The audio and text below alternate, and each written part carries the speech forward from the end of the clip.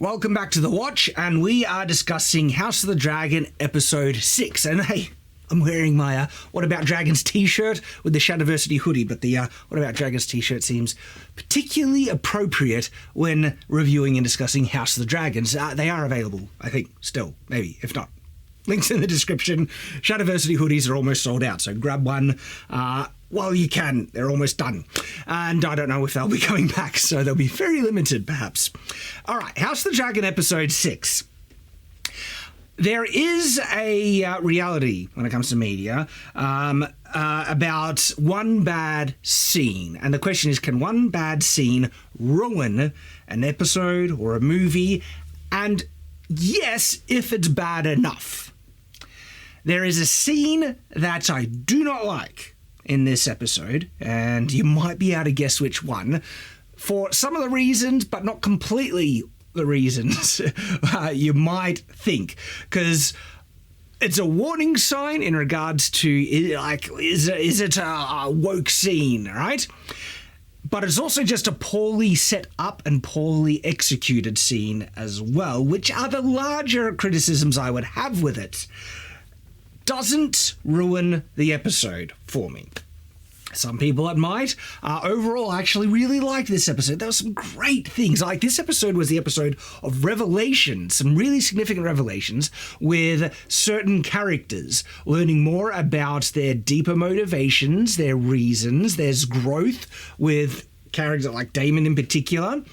And I loved all of that. The council scenes I've been loving quite a lot. They're probably some of my favorite scenes in this show because so much happens in it, and they're all very important in terms of directing where the story goes. And so all of that is still there to enjoy the show. And the scene in particular, it seems like, you know, it could have been handled a lot better. And they could have their cake and eat it too, but they fail at it because, look, this is made by people who I think are fully on board with woke ideology and stuff. And so far the show has actually been pretty surprising in the sense of handling the characters realistically and not pandering to ideology that exists, that, you know, should be separate to the story. This episode's like they saw an opportunity they wanted to take advantage of because it fulfills some of their kind of probably. It's speculation, but you get those warning signs that this fulfills some of their woke representation that they'd love to inject into the show. The thing is, though, the Game of Thrones universe has had gay relationships in it already and stuff, and so the fact that gay characters exist in a show doesn't make it woke in my mind, all right? It really depends on how forced it is, how exploitative it is, how necessary or unnecessary, okay? I don't think anyone has, I certainly haven't, complained that Laenor was a gay character in the first season. In fact, that homosexual character had a crucial, essential part in the story. And so absolutely our character should be included in it because it's part of the story. It's not forced at all. And so just having gay characters in a show doesn't make something woke, okay? It's always about, does it fit? Is it forced? And also, how are they depicting it? Those are the questions and things that I'll discuss when we talk about the scene, right? Because my larger criticism with it feels forced. The White Worm, I always forget her name. They're not handling her character well at all. The progression, how much trust she's gaining with Rhaenyra. Those are the failings here. This is a very small part overall, depending on how significant that scene will affect later storylines. At the moment, it's pretty much nothing, and the rest of the episode is brilliant. Really, really good. The episode opens up with us seeing the Lannister army on the march, kind of on their way to Harrenhal, yet not. I forget the name, but it's the other twin of the Lannister twin that's on the council. Doesn't want to continue without a dragon. Logical, but he demands it, which ticks off Aemon in the next scene, which is council scene. I'm loving these council scenes. So much characterization happens. Really important discussions in regards to the plot of where the story gets directed. And it has weight, but I also love the logistics because they're not just speaking about fluff. I've seen poorly written shows where they're having characters talking about fluff nonsense where they don't understand the logistics or the tactics that they say have no real bearing or reality. Like, that's not not the case with this. With the tactics and logistics that they need to talk about not only make logical sense, really have significant implications about what happens next. You know, if they're going to march an army to this location, we've seen that can lead to huge battles, poor decisions by certain people that can lead to their potential death. And so because this is where so many of these plans that affect where the story goes happens, I hang on every word in this. Eamon dismissing, Alicent's input, and this also leads to Alicent starting to realise that she's made horrible mistakes. I gotta say, I'm feeling I'm getting over a cold at the moment, and so I might just need to focus on some of the larger points of the episode rather than going through everything. And who knows, maybe you'll enjoy it more if the review is a little bit more streamlined, focusing on the big stuff. Let me know in the comments because like I said, feeling under the weather, so let's focus on the big things. So the big things for me were the revelations of characters.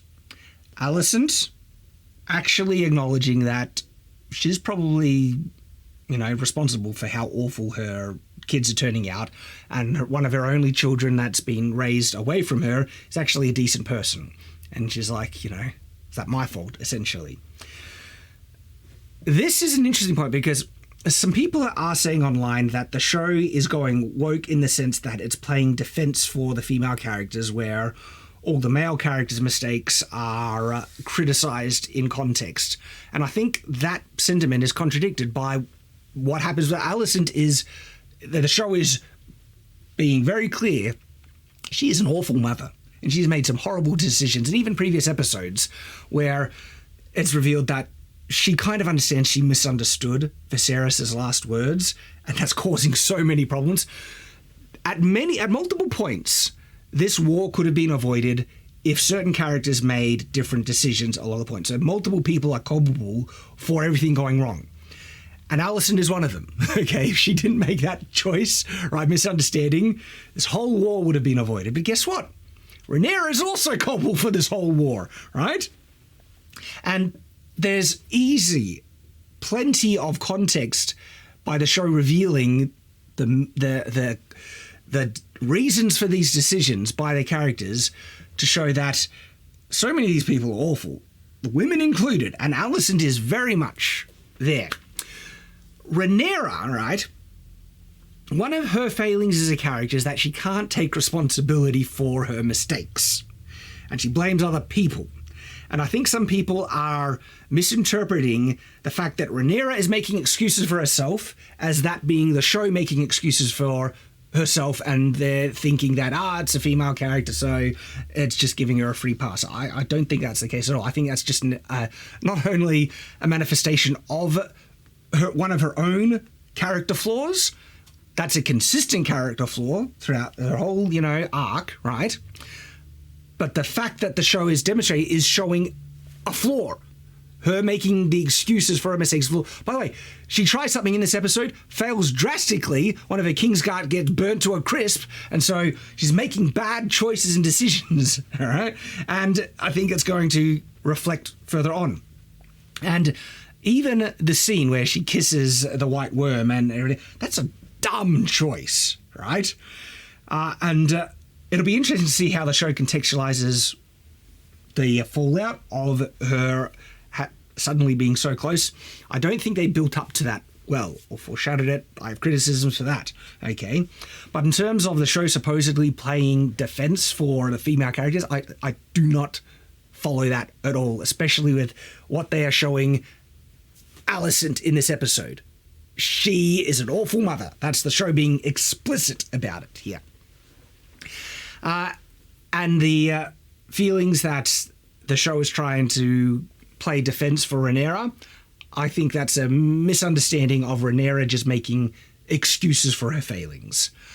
I could be wrong. We'll see where it goes. But based on how the show has depicted the characters thus far, Absolutely. Like even some of the actors don't understand it, because there were red flags leading into House of the Dragon Season 1, with the actors saying this is a message about the patriarchy being awful and they can't accept women ruler and all this type of stuff, and they latching onto that line that men would rather see the realm burn than have a woman sit the throne, where in context that line made sense from that character, and they show men leading in patriarchal roles, sacrificing their family and choosing, like Viserys was one of the most masculine and fatherly figures depicted in a positive light, right?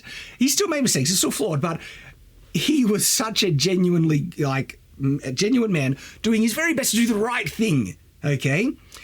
That this wasn't a show that's just there to crap on men, patriarchy bad, and fathers useless. Like, it's contradicted by Viserys' whole arc.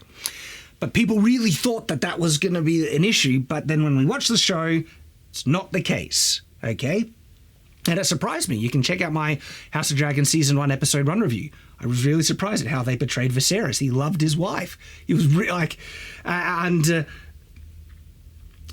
even the warning signs that people were trying to say about House of the Dragon wasn't played out in that episode. So you can check out that review, right?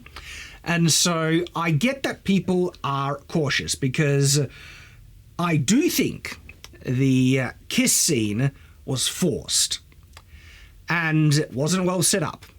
And I think they opted to try and force it because it was, fell in line with they want the representation, right? But it's not to say that every type of, element of, homosexuality in the show is forced in. Like I said, Laenor is the counterpoint to that. And I don't think they are playing defense for Rhaenyra, even though they have this scene that I do feel is forced. Rhaenyra is still making horrible decisions, and I think the show so far is mostly depicting her as honestly as the mistakes of the other male characters. And all the other male characters aren't written off even with their mistakes. The show is showing justification for certain actions. They are making Daemon really sympathetic. Like this episode in particular, explaining one of his largest flaws, right? That he is now acknowledging, regretting, and coming to terms, like, is that the show playing defense for the men now? I think it's the show is just being honest with the characters, and that's what we would want, okay? And so the hyper defensiveness and caution over the show playing defense for Rhaenyra, I don't think is balanced out when you see that the show is presenting male characters very sympathetically. Daemon, like some of the scenes with Daemon have been brilliant. Is it dragging on too much? Not for me yet, because there's been a good progression in his hallucinations. And he's kind of been getting broken down bit by bit, and he comes to some pretty significant acknowledgements in this episode about that he should have been there to comfort Viserys. Like that's a big kind of like acknowledgement on Daemon's behalf for his own flaws, because that's been one of his issues. He doesn't comfort people when they need to be comforted, and it's because he doesn't know how to do it because he has to deal with his own grief.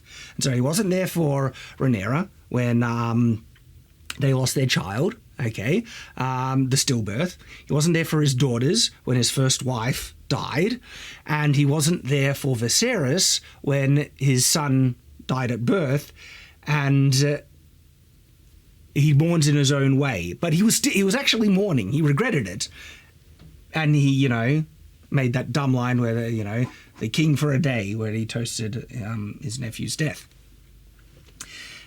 And it was a dumb, flawed way of how he was dealing with his grief. But he does grieve. Like when Rhaenyra had the stillbirth, Daemon just has to go onto the beach and deal with grief. He is mourning what happened, but he is bad with sympathizing with other people in their grief, even though he is grieving himself. And the fact that he acknowledges that he should have been there for his brother, that's a big bit of character growth for Daemon, and contextualizes some of the bad things he's done. And I have actually said that Daemon, we've already seen his softer side, like when he hands the crown to Viserys. And I'm not saying he hasn't done bad things, but I do think he is not as evil as some people suppose. I think he actually has an ethical center that isn't perfectly aligned with what's really right, because a lot of Daemon's bad actions, like some of his worst, can be put in that there's grey in it. Did he really kill his wife, or was he, his first wife, the brass B word that he calls her, right? Or was he reaching for the horse, and was it a mercy killing after she, had broken her neck? There's ambiguity there. It's not a good look still. I'm not saying it isn't, right? But there is that ambiguity. Did he actually... He's already shown regret. Like that's why these flashbacks are really important and I find intriguing. He does regret the child getting killed when it was, son for a son in the flashback. Right? That I feel is... He didn't mean it to happen. That's what the show is depicting, and his reaction to seeing the young Rhaenyra sewing the head back on. And I feel Daemon's actual intention was he was just after Aemon, trying to get justice, revenge, you could call it. But I'm sure he would see it as justice for Aemon killing Rhaenyra's child, right? And so I find it really intriguing that a lot of Daemon's horrible actions, there's one truly unforgivable action that is on Daemon's head, right? So I'm not saying he's a good person, but I am saying I think he has an ethical center that doesn't make him as bad as people think.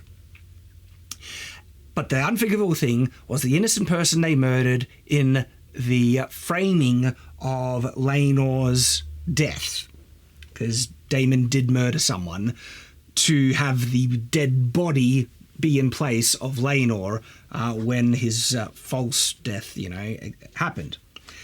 A lot of other times, there's that kind of ambiguity and grey area. Even when he's delivered the message and he beats down on the messenger, we don't know if he killed him or not. If he did kill him, okay, that's murder, bad.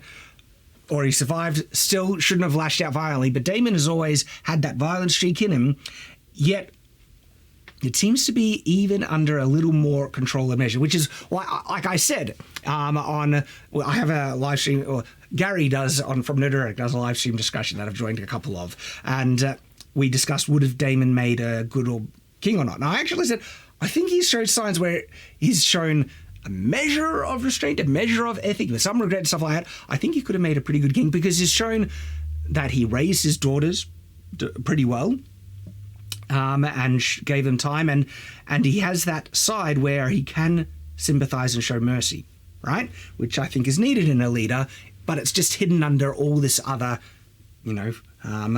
violent and aggressive exterior that he puts on, which is like a bit of a front, because there are times when it shows that he is mourning or he regrets something, but he'll never admit it because he has to put on a strong front. That's him. So all this kind of, is he violent? Is he a terrible person? Well, this episode really shows that a lot of it is him putting it on top of some of his deeper feelings, deeper emotions, which are more ethical, like regret, remorse, sympathy, and things like that. And so I love that we're getting such depth of character in this episode, which is really great stuff. And, again, we don't... So many other shows are lacking this. Comes to a culmination, and there's some really intriguing things about the witch at Harrenhal that not only is she manipulating, but she is helping him, and then she's basically... I think, it's very clear she killed the other Lord Tully to help Daemon out. Daemon actually breaks down. He cries when he, is alone, and it seems like it's a relief bubbling over that he's been so frustrated with the lack of progress that finally, when the answer comes, he breaks down. Really intriguing stuff that says about the witch. I still think the witch is manipulating him. Like that dream he had having relations with his mother. Let's say I'm not confirmed yet, but I do think that was actually the witch. Actually doing the deed with him, and he just saw someone else in place. We'll see if that comes out later on. We'll see if I'm right or not. Look, there's so much to talk about, and I'm feeling so sick, so I need to focus on the main points. But that revelation with Damon and stuff, right, I think works really well. I don't think it's dragging on too much, and it's already pretty clear it's coming to the culmination now with this episode, and so it's the right payoff with the setup. And this episode, doesn't have big action set pieces, but it's really intriguing, and I'm enjoying it. I've talked about the revelations with Allison, that she's acknowledging she's a pretty awful mother, and she's seeing her own flaws, so I appreciated that. And then we get some significant depth with Laris. Finally, I remember his name. I always call him Clubfoot, and I forget it. Laris Strong. So he tries to do his manipulation thing with Eamon to try and be Hand, and it does not work. Eamon is like, do you think I'm an idiot? I'm paraphrasing. And then but you are right, we do need a hand, and I'll entrust that to you. Laris thinks his being given the position of Hand is like, no, you turd. I want you to sort it out in the sense that go summon Otto Hightower to be my hand. And Laris looks at him, and I think that is like Laris thinking, you, Eamon, are dead to me. I'm going to make sure you get your... So the worst thing you could do, Eamon, is provoke Laris. It's one of the worst. It's also bad, but that, I think, is going to really backfire. But it also puts Laris squarely more loyal to Aegon. And before... I think it's self-serving, of course, because Aegon is in squarely now going to be trying to be allied with Aegon. And I do think it's partly self-serving, but something is revealed here in the episode when we have the scene with him and Aegon.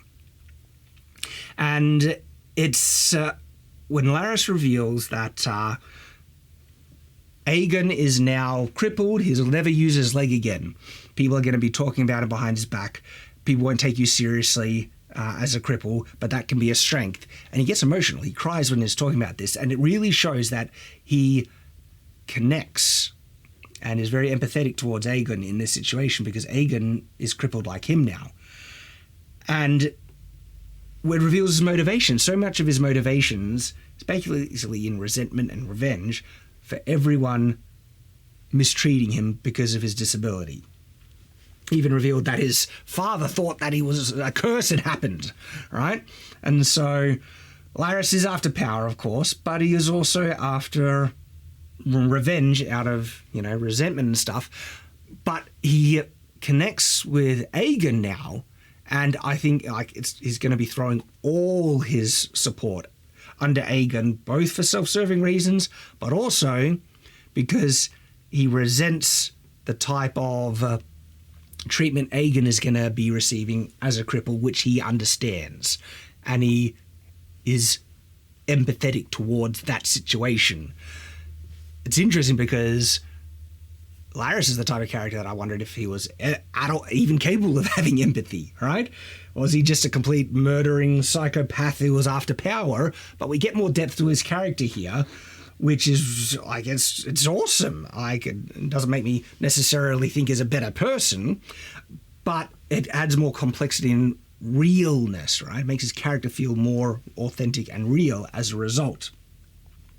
And it has that cool hanging implication of what's going to happen now, because Aegon knows what Aemon did. And it was revealed when Aegon wakes up and sees Aemon standing over him, and he reacts with fear, and then is like, I don't remember a thing, right? It's like, Aegon knows. Yeah, he wouldn't be that afraid of his brother if not.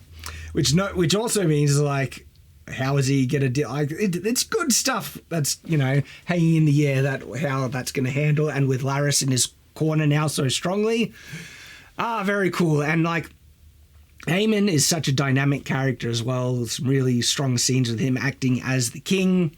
That's all great.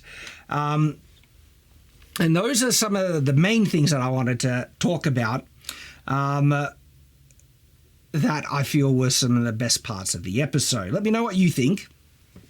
Okay, and these are the reasons why I really enjoyed this episode. Okay, so now we come to Rhaenyra and the White Worm.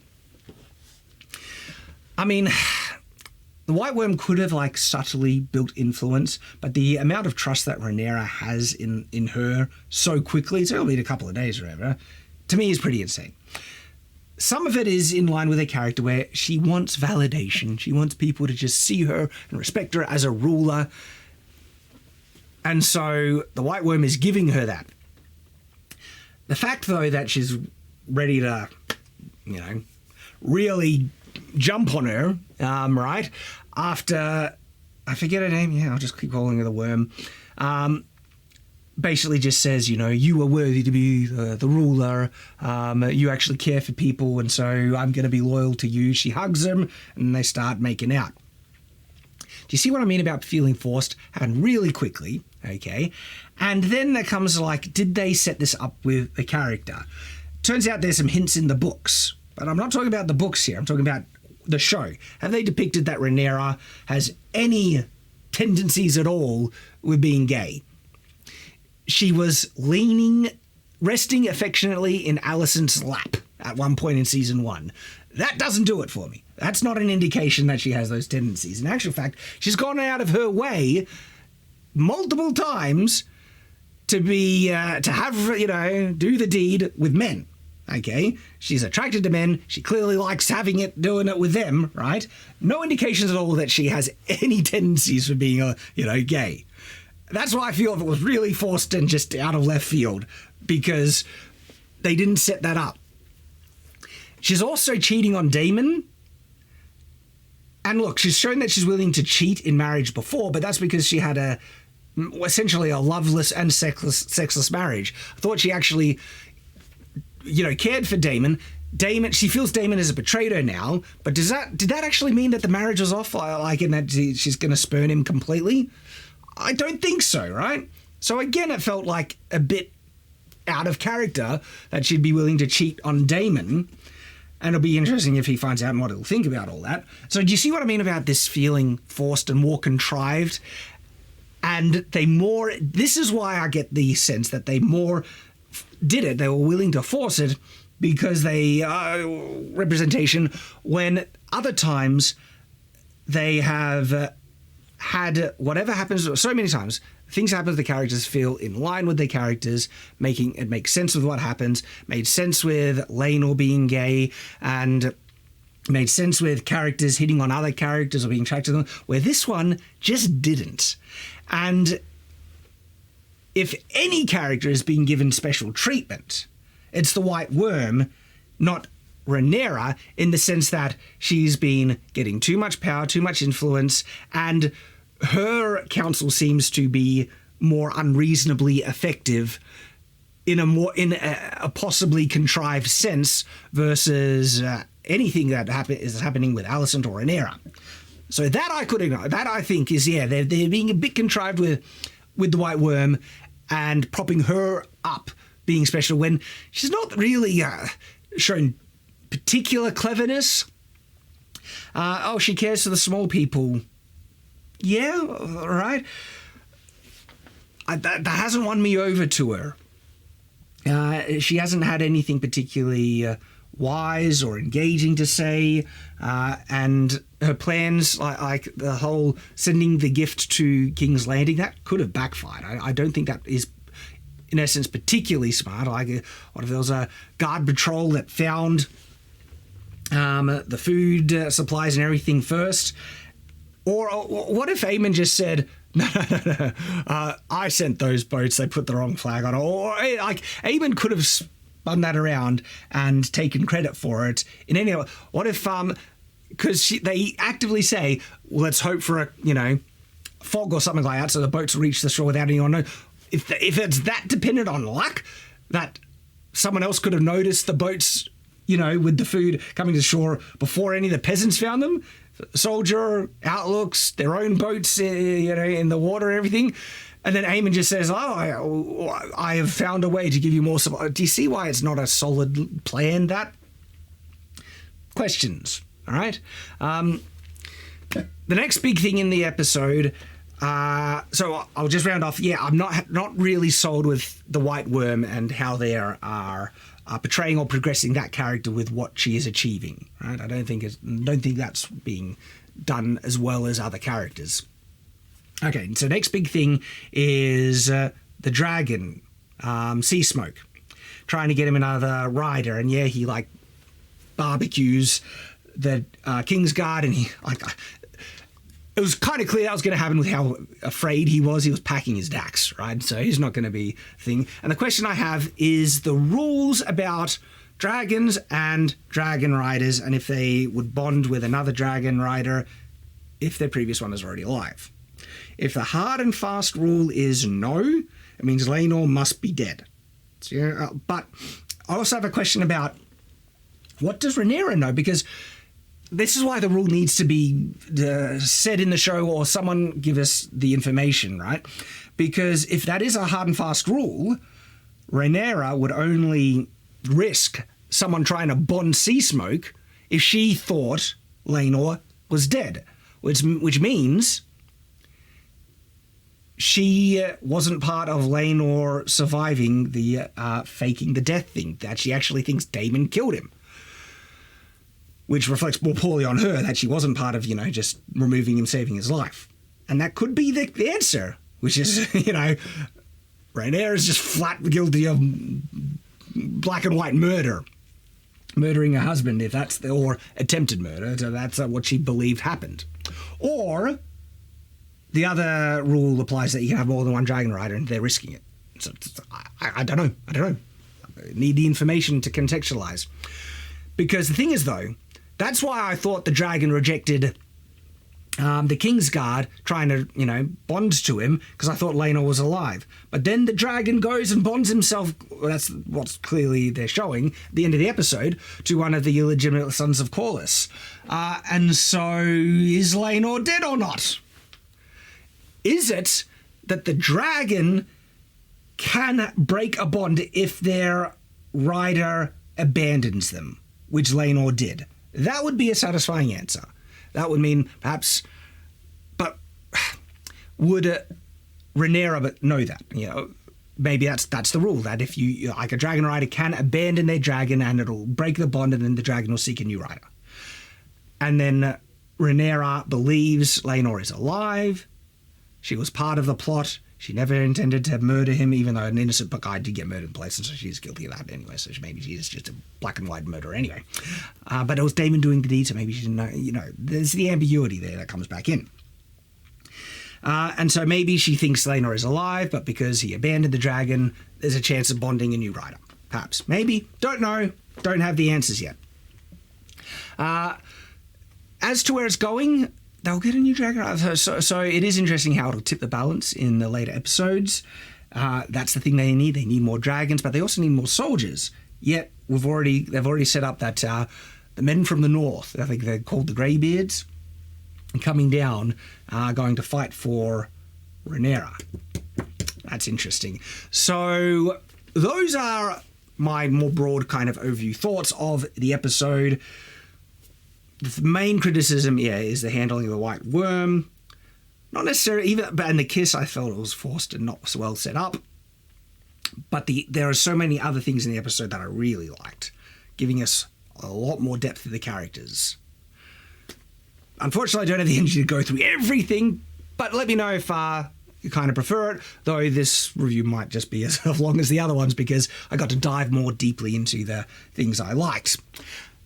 What do you guys think? What are your thoughts? Do you think this was them going too woke, or it's explained, justified in how they set it up? I'm enjoying. I look forward to reading your thoughts in the comments below. And I also look forward to seeing you on the next episode review of House of the Dragons. As always, stay on watch.